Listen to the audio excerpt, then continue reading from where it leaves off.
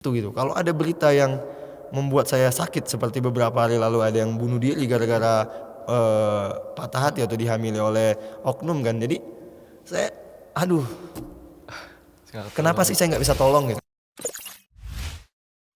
Saima Podcast, jangan berhenti di kamu ya. Sebenarnya setiap buku punya latar belakang cerita dan masing-masing ya. Sebenarnya setiap buku punya ceritanya masing-masing. Dan maaf Tuhan itu adalah kompleks gitu. Artinya maaf Tuhan itu adalah rangkuman dari buku Menikmati Kepergianmu, dari buku Maaf Tuhan Aku Hampir Porak-Poranda.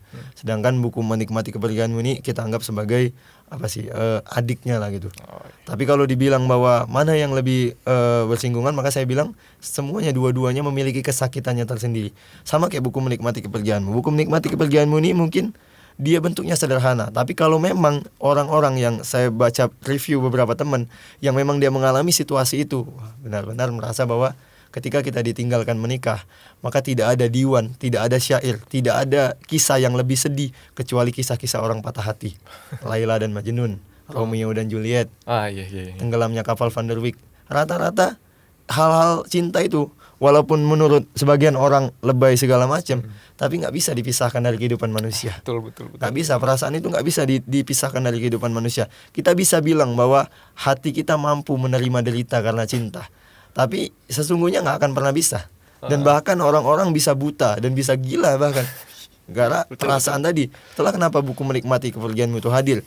Sebenarnya secara nggak langsung buku ini awalnya hanya membahas tentang perasaan yang tidak halal, maksudnya perasaan yang hubungan yang nggak ada ridho Allah di dalamnya. Jadi saya gambarkan sedemikian rupa dari mulai cinta dalam diam, kemudian ketika dia cintanya itu direspon, kemudian sampai dia bertahan, akhirnya ditinggalkan.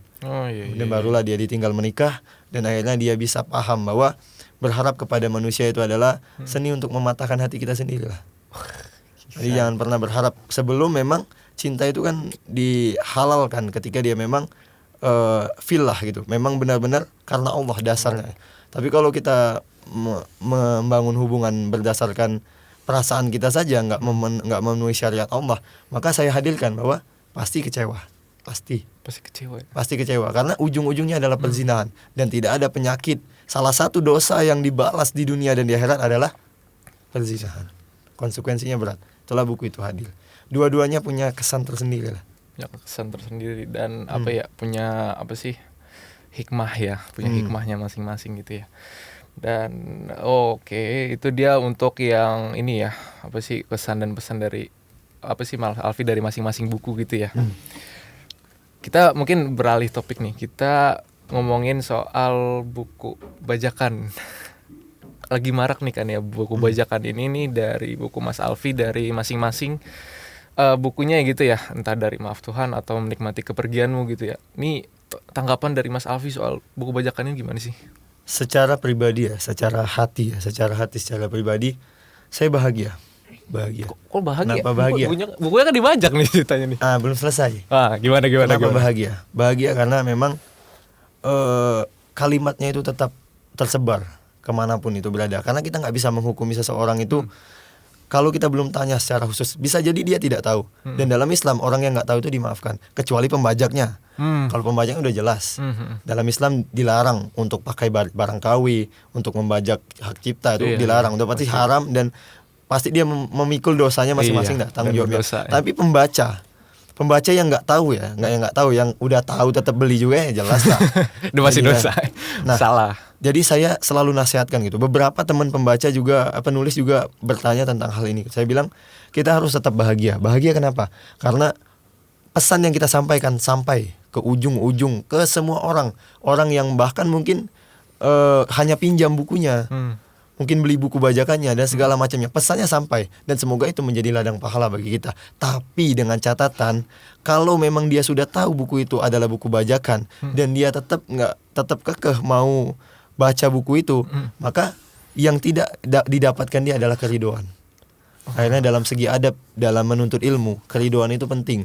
Jadi bisa jadi ilmu yang kita dapatkan hari ini atau ilmu yang kita dapat dari sesuatu yang kita baca itu hanya berada di atas kepala kita saja, tapi nggak sampai meresap ke dalam hati. Karena apa? Karena proses kita mendapatkan ilmu tersebut tidak jalan yang Allah ridhoi, lewat buku bajakan, lewat mungkin PDF bajakan. Ada begitu banyak kan yang harus diperangi itu kan.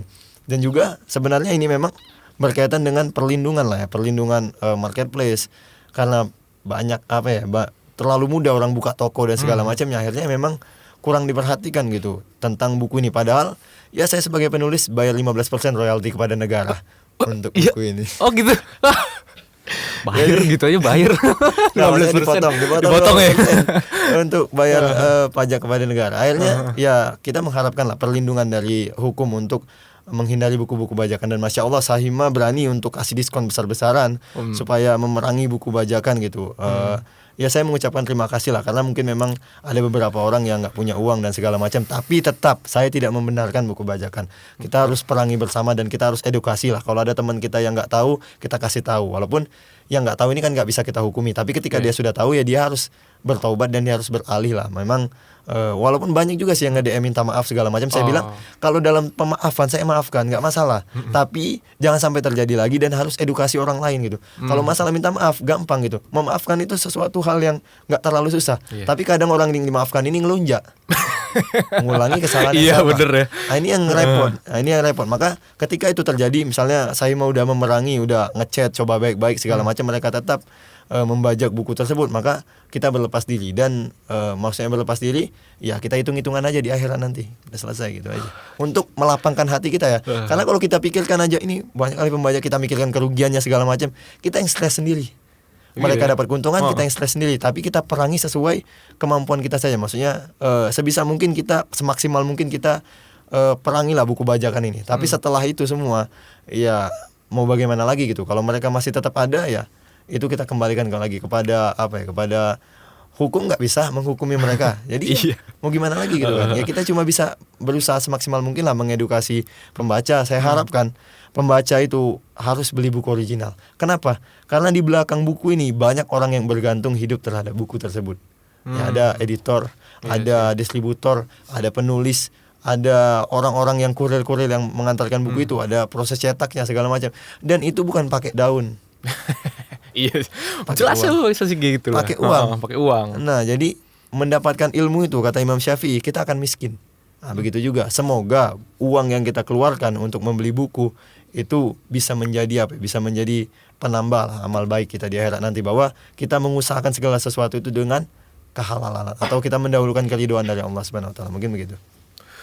Berarti intinya kita jangan sampai tuh dapat buku atau beli buku itu buku bajakan gitu ya. Itu harus diingatkan ya teman-teman semua ya. Bahkan barang KW lah. Barang KW apalagi. Jadi sama aja gitu kan. Kita tuh harus punya penghargaan gitu ya, punya penghargaan terhadap penulis dan orang-orang yang ada di belakangnya gitu ya teman-teman ya. Jangan sampai kita beli buku-buku yang bajakan. Nah, ini kalau buku-buku asli itu berwarna gitu ya, dan ya bersih dan rapi juga, sangat-sangat rapi gitu ya. Kalau yang buku bajakan kan fotokopian ya. Fotokopian itu pasti. Fotokopian harga lebih murah, cetakannya juga presannya itu juga nggak kuat. Dan ya terlihat nggak maksudnya nggak terlihat harus orisinil. Pandai lah, mereka harus ngelihat review di Shopee-nya gitu. Kadang saya ngelihat sesuai dengan harga, ya nggak apa-apa lah sesuai dengan harga ya. Karena dia nggak tahu ini buku bajakan ini gimana hukumnya gitu. Orisinal. Kata dia bilang gitu nggak apa-apa sesuai dengan harga, karena murah dia dapat yang jelek gitu. Kadang dia bilang nggak apa-apa, padahal ya tetap salah juga. Itu balik lagi ke karakteristik ya dari konsumennya gitu ya. Oke, jadi ada pengalaman unik gak sih sama pembaca tuh dari Mas Alfi sendiri? Pengalaman unik, Masya Allah ya, banyak ya. Bahkan gak hanya di Indonesia, sampai ke Malaysia. Saya dapat beberapa teman baru di Malaysia yang penulis juga dan pembaca juga, yang dia cerita lah, setelah baca buku ini dia merasa bahwa dia menemukan kembali jalan hidupnya gitu. Yang selama ini mungkin dia ngerasa dia udah mulai oleng, mulai jauh dari tujuan awal hidupnya. Kemudian setelah baca buku alhamdulillah dia menemukan jalan hidayahnya. Maka tidak ada harta yang lebih berharga di atas dunia ini kecuali kita bisa menjadi asbab hidayah bagi orang lain. Hidayah datang dari Allah. Tapi ketika kita dijadikan kurir Allah untuk menyampaikan hidayah, itu adalah hadiah terindah bagi diri kita pribadi. Karena kenapa? Pahala yang kita dapatkan lebih besar dari dunia dan seisinya. Oleh karena itu, ya betapa luar biasanya kalau kita bisa membantu orang lain dan bantuan kita itu berupa asbab hidayah. Kita bisa mengantarkan hidayah dari Allah melalui apa yang kita tuliskan, mungkin apa yang kita katakan, apa yang kita ucapkan. Ya bahkan beberapa yang memang betul-betul ngerasa ada yang dia baca itu ketika dia sedang kondisi sakit, ada yang baca itu kondisi dia memang betul-betul dalam apa ya, dalam frustasi lah gitu kan.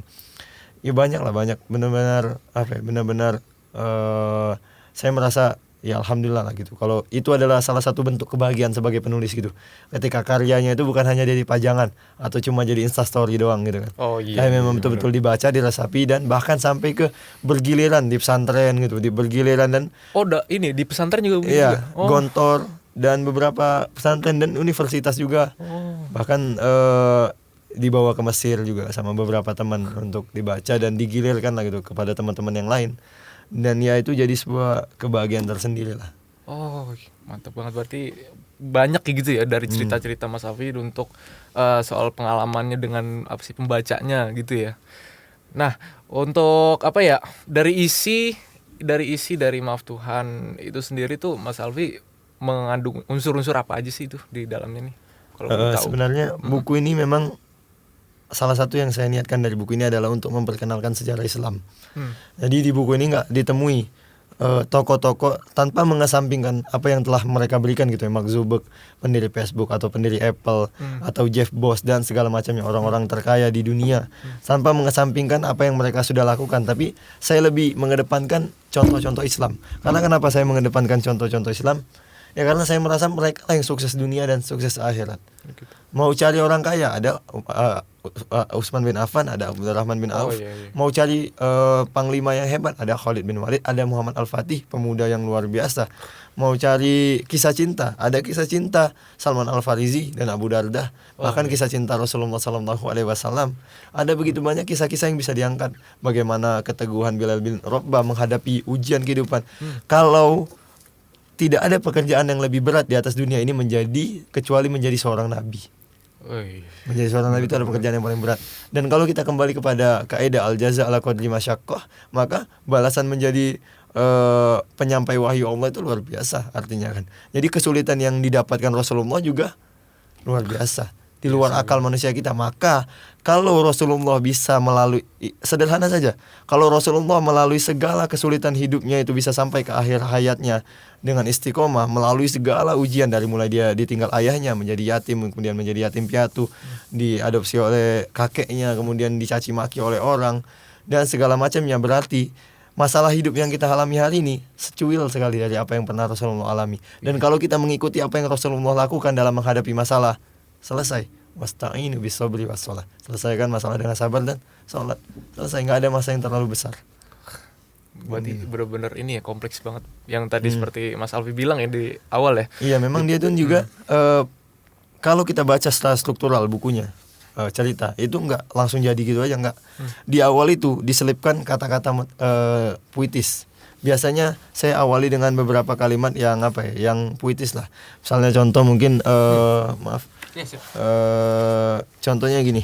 Ini bab 1 hidup gitu.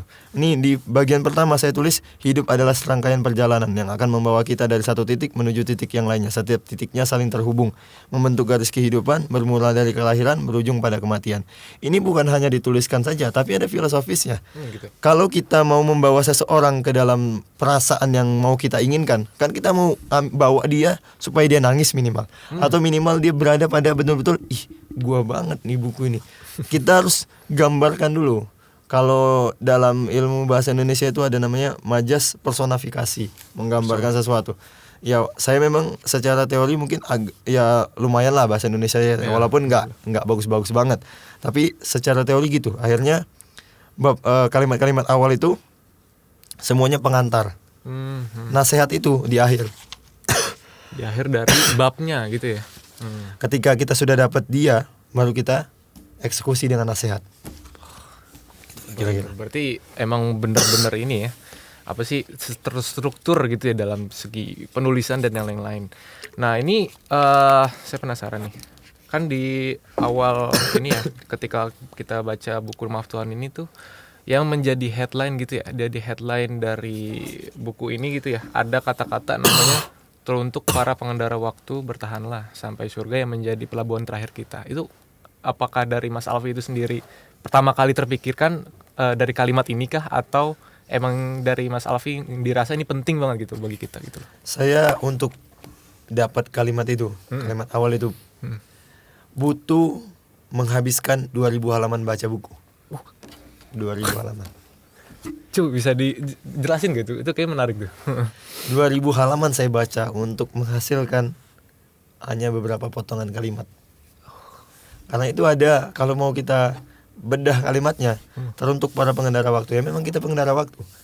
Kita sekarang sedang dikendalikan oleh waktu, artinya yang bukan yang mengendarai, kita bisa dikendalikan oleh waktu, dan kita bisa juga mengendalikan waktu. Maksudnya mengendalikan adalah kita bisa jadikan waktu ini baik atau buruk. Tapi kalau kita memang menjadi pengendara yang buruk, maka kita akan kehilangan banyak hal-hal baik lah dalam kehidupan ini. Akhirnya waktu itu hilang dengan sendirinya gitu. Padahal yang sia-sia gitu ya. Padahal harta yang paling berharga itu ya waktu, karena nggak bisa kita putar, nggak bisa kita ulangi. Maka kata-kata awalnya itu pengendara waktu. Kemudian ya saya menginginkan bahwa apapun yang kita lalui dalam kehidupan ini, sesakit apapun, sesusah apapun, sesulit apapun, tetap harus kita pikirkan ujungnya harus surga. Ujungnya itu harus ridho Allah. Maka jangan sampai kita berputus asa. Orang-orang misalnya yang bunuh diri, berputus asa, dia nggak akan sampai ke ujungnya itu, ke ujung yang kita inginkan. Kenapa? Penyakit yang paling susah disembuhkan di dunia ini adalah menerima takdir. Paling susah. Rata-rata orang yang mengalami depresi, gangguan jiwa, itu karena penolakan terhadap takdir, atau susah untuk legowo gitu terhadap keadaan yang ada hari ini. Padahal Allah Subhanahu Wa Taala sudah menyebutkan bahwa musibah yang kita terima hari ini itu adalah buah tangan kita sendiri. Apa yang kita Rata-rata lakuin gitu ya? musibah yang kita hadapi hari ini adalah bentuk dosa yang kita lakukan. Apa yang pernah kita lakukan kemarin gitu ya. Makanya mau sesakit apapun saya ingin tanamkan, tetap surga yang kita tuju. Walaupun misalnya kita cita-cita jadi dokter, terus tiba-tiba nggak jadi dokter, ternyata jadi pawang ular, atau jadi pedagang, petani, atau apapun itu. Saya ingin tanamkan bahwa setiap pekerjaan itu berharga gitu. Mau apapun pekerjaannya, yang penting ya tadi ridho Allah dan surga ujungnya. Karena ketika kita sampai di surga nanti, kita nggak akan pernah peduli dengan semua keinginan yang nggak pernah terpenuhi di dunia, atas keindahan surga yang benar-benar di luar dari nalar kita sebagai manusia. Jadi saking kagumnya kita nggak akan pernah peduli lagi dengan keinginan yang nggak terpenuhi gitu. Berarti intinya kita tuh harus bersyukur gitu ya di dunia ini, dan kita harus jalani bertahan ya begitu ya. Bertahan lah, karena ya itu tadi, sesakit apapun ya harus bertahan. Itulah tiap kalimat yang tertulis itu kita harus pikirkan matang-matang, bukan hanya indah dalam segi bahasa, tapi juga punya makna. Kalau hanya indah saja dalam segi bahasa, orang hanya cuma oh ya bagus ya, tapi nggak sampai nembus ke dalam hatinya. Cuman teori tulis menulis itu akan kalah satu hal yang paling penting, innamal a'malu binniyat. Segala sesuatu itu bergantung pada niatnya. Kalau niat kita tulus, ikhlas, pengen bantu seseorang, walaupun kalimat kita cuma hanya 2-3 kalimat, tapi kalau memang keluar dari dasar hati kita yang paling dalam, maka bukan hal yang nggak mungkin kalimat kita itu menembus sampai titik terjauh dari dalam hatinya gitu. Betul-betul dia mengucapkan terima kasih banyak lah. Satu tepukan di pundak bisa menyelamatkan orang dari tepian jurang ya kan. Nah kira-kira gitulah kalimat-kalimatnya itu memang betul harus kita pikirkan dan kita lahirkan dari ketulusan hati kita. Mantap banget ya teman-teman ya. Jadi kita kan bisa ngelihat dari buku ini kan yang sering disinggung tuh itu ya, dari apa sih, untuk pengendara waktu ya. Dan itu merupakan salah satu kutipan favorit saya gitu ya. Makanya saya menanyakan itu kayak gitu. Nah, mungkin sebelum kita selesaikan atau kita akhiri pembicaraan kita soal buku Maaf Tuhan ini, mungkin kita bisa sharing-sharing nih sama teman-teman soal bagaimana nih Kak Alfi apa sih step by stepnya bagaimana cara untuk menjadi penulis gitu ya. Bisa teman-teman dengarkan atau saksikan dari Mas Alfi sendiri ya untuk step by stepnya yang langkah pertama sampai dengan selanjutnya gitu ya. Mungkin bisa dibagikan Mas ya. Secara sederhana saya nggak mencita-citakan diri untuk jadi seorang penulis, nggak. Dan saya juga nggak dan saya menganggap bahwa menulis itu adalah pekerjaan yang wajib. Karena semua ulama menulis. Dan ulama-ulama semua rata-rata menuliskan kitab. Dan orang-orang yang kita kenal hari ini adalah para penulis kitab. Baik Imam An-Nawawi atau di Indonesia yang lebih kenal Buya Hamka lah. Oh iya. Buya Hamka dengan berbagai macam karyanya yang luar biasa. Kemudian kenapa sih ada genrenya bermacam-macam genre? Buya Hamka, beliau menuliskan tafsir Al-Azhar, tapi beliau juga menuliskan novel. Oh iya. Kan sebuah hal sebenarnya yang agak jauh berlainan. Saya memahami ketika saya menuliskan buku Menikmati Kepergianmu. Kenapa saya menulis Maaf Tuhan, kemudian saya menulis Menikmati Kepergianmu? Untuk mengasah rasa. Jadi perasaan kita itu tetap bisa hidup gitu sebagai seorang manusia dengan cara membahas hal-hal yang memang bersinggungan dengan perasaan. Nah, kalau mau jadi penulis, yang pertama kali di era sekarang adalah otomatis kita harus punya basis di Instagram, media sosial lah, blog atau apapun itu medianya, Twitter, TikTok mungkin. Yang pasti kita harus punya basis media dulu untuk menunjukkan bahwa kita layak menjadi seorang penulis gitu kan. Kemudian konsistensi. Dari tahun 2019 mulai bulan-bulan Maret sampai hari ini saya nggak pernah, seingat saya nggak pernah melewatkan satu hari pun tanpa menulis. Satu hari pun nggak ada lewat tanpa menulis. Nggak pernah absen itu. Nggak pernah absen. Tulis terus setiap hari. Gas terus. Setiap hari gas terus, tulis terus.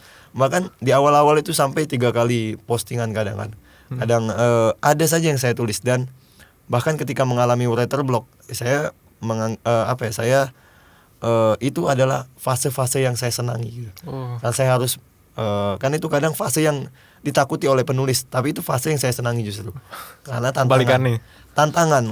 Justru saya menginginkan tantangan dalam hidup. Itu juga yang melatar belakangi saya berpindah haluan dari masinis, kemudian saya masuk ke dunia kepenulisan dan dunia-dunia yang lain, karena saya ingin cari tantangan. Kalau mau jalur ekspres menerbitkan buku, kita bisa saja jalur ekspres dalam menerbitkan buku, punya followers yang banyak, pasti banyak penerbit yang menawari jalur ekspres. Tapi ada tapinya. Ada tapinya. Tapi yang cepat tumbuh akan cepat jatuh.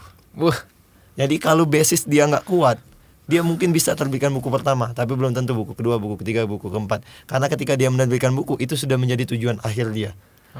Kalau kita tujuan akhir kita menulis bukan untuk menulis saja, enggak, tapi menambah ilmu. Menulis ini adalah media mencatat kita supaya suatu waktu kita bisa menggunakan. Saya anggap Maaf Tuhan ini ada catatan pribadi saya. Jadi suatu waktu nanti di masa depan saya merasa bahwa hidup saya mengalami titik terberat lagi, saya buka lagi catatan saya. Oh, saya ternyata pernah menuliskan ini. Kalau kata Dr. Aid Al-Qarni dalam bukunya La Tahzan, dalam kata pengantarnya, dia katakan bahwa ketika saya mau bersedih, saya katakan, saya ini adalah penulis buku La Tahzan. Maka bagaimana mungkin saya akan bersedih. Nah itu juga, buku ini akan menjadi penguat saya secara pribadi. Jadi kalau mau jadi penulis ya otomatis harus punya basis di media sosial. Kemudian menuangkan perasaan lah, apapun itu bentuknya. Kemudian ketiga adalah menambah ilmu gitu. Nggak mungkin kalau botol ini isinya air putih, kalau dituangkan nggak mungkin keluarnya jus anggur kan, atau jus mangga. Pastinya gitu ya. Pasti air putih kan. Pasti air putih lagi. Manusia itu lisannya itu adalah gambaran dari isi kepalanya. Kalau isi kepalanya kotor-kotor aja nggak mungkin dia mengeluarkan hal-hal yang baik. Kalau isi kepalanya baik, maka insya Allah dia akan mengeluarkan juga hal-hal yang baik. Kemudian terakhir, teoritis mengenai penulis itu penting walaupun nggak esensial.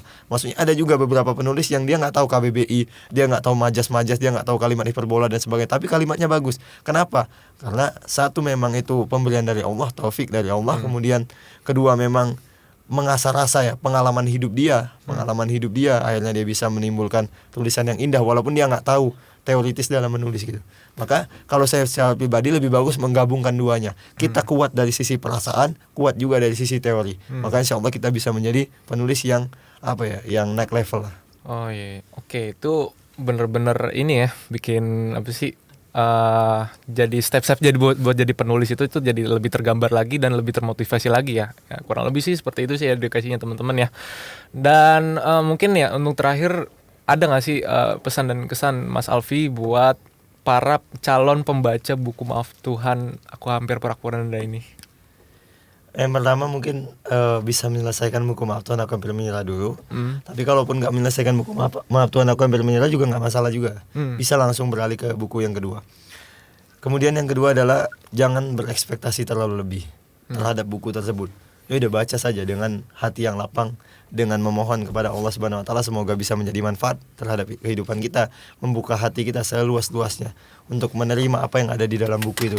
Nggak usah berekspektasi terlalu besar bahwa buku ini akan mengubah hidup atau apa segala macam. Saya nggak mau mengatakan hal-hal yang semisal itu. Baca, rasakan dan nikmati bagaimana bagaimana efeknya terhadap kehidupan kita gitu.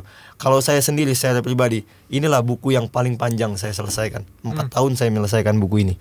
Bukan karena saya nggak punya ide, bukan karena saya nggak punya kata-kata yang mau saya tulis, enggak, tapi emosional. Karena buku ini benar-benar bersinggungan dengan kehidupan saya secara pribadi. Dan bahkan buku ini termasuk jadi energi terbesar dari buku Maaf Tuhan sebenarnya. Ini energi terbesar soal perasaan ini. Itu juga yang melatar belakangi kenapa judulnya nggak cinta. Maaf Tuhan Aku Hampir Porak-Poranda karena cinta. Karena kalau cinta hanya terbatas gitu. Makanya cinta ini lebih sempit gitu. Tapi kalau perasaan itu jauh lebih luas lagi gitu. Dan memang apalagi orang-orang yang memang pernah merasakan sakitnya dalam menaruh harapan kepada orang lain, maka buku Porak-Poranda ini harus dirasakan. Mungkin mungkin ketika membacanya saya sarankan untuk cari suasana yang seenak mungkin, senyaman mungkin. Jangan baca lagi penat atau lagi apa segala macam, lagi banyak kesibukan gitu. Walaupun bukunya mungkin ya samalah seperti Maaf Tuhan, mungkin nggak bisa dibaca sekali duduk. Tapi ya menurut saya agak berat gitu untuk dibaca sekali duduk. Kenapa? Bukan karena berat bukunya, enggak, tapi emosional. Saya sendiri saja secara pribadi kadang bab per babnya itu saya tahan. Karena saya nggak sanggup untuk lanjutkan baca ke bab selanjutnya gitu. Karena betul-betul ya Allah. Ya ginilah konsekuensi. Harus butuh tenaga dan konsentrasi. Emosional gitu. Emosional. Kalimatnya sederhana, gampang dicerna. Insya Allah gampang dicerna dan sederhana, tapi ya menyinggung menyinggung sisi terdalam lah perasaan kita. Dan saya menyelipkan beberapa macam contoh sejarah gitu. Karena dalam Al-Qur'an itu dalam surah Yusuf ayat terakhir disebutkan bahwa Allah Subhanahu wa taala berfirman, auzubillahi minasyaitonirrajim, laqad kana fi qasasihim ibrah lil ulil albab. Ambillah kisah. Di dalam Al-Qur'an ini ada kisah yang bisa diambil kebaikannya, kemudian bisa dipraktekkan dalam kehidupan kita gitu. Bisa dijadikan motivasi gitu dalam kehidupan kita, atau bisa dijadikan bahkan jalan keluar dari setiap permasalahan. Itulah kenapa Al-Qur'an itu mayoritas isinya cerita. Itu juga yang didasari oleh buku Maaf Tuhan Aku Hampir Menyerah dan Maaf Tuhan Aku Hampir Porak-Poranda karena perasaan. Ada berbagai macam cerita unik dari beberapa orang-orang terdahulu, baik itu para sahabat, Rasulullah SAW dan yang lainnya gitu. Nanti silakanlah dibaca. Nanti insya Allah kalau nyesal atau nggak belinya, ya baca saja dulu. Nanti bicarakan dengan saya. Kalau ada kritik, saya sangat terbuka dan saya sangat bahagia dengan kritik. Malah itu yang saya tunggu-tunggu dan saya nanti-nantikan gitu. Tapi ketika memang akhirnya sampai terkuras habis air matanya, saya nggak tanggung jawab. Nggak tanggung jawab. Karena saya sudah merasakan sendiri gitu ketika saya baca ulang. Sangat-sangat goalnya tuh emang seperti itu gitu ya, dan kita juga bisa buat bangkitkan semangat lagi dan memotivasikan endingnya lagi, baru gitu. Itu endingnya kita bersedih-sedih dulu baru endingnya insya Allah berdamai lah dengan segala perasaan yang menyakitkan dalam kehidupan ini. Insya Allah kita bisa berdamai lah dengan perasaan itu. Oke sih, mantap. Ya mungkin kurang lebih seperti itu ya untuk pembahasan kali ini dari podcast Sahima ya, podcast Sahima untuk pembahasan tentang Maaf Tuhan Aku Hampir Menyerah dan buku-bukunya Mas Alfi yang lain seperti Menikmati Kepergianmu. Oke, saya Five pamit undur diri, kurang lebihnya mohon maaf. Wassalamualaikum warahmatullahi wabarakatuh. Sahima Podcast, jangan berhenti di kamu ya.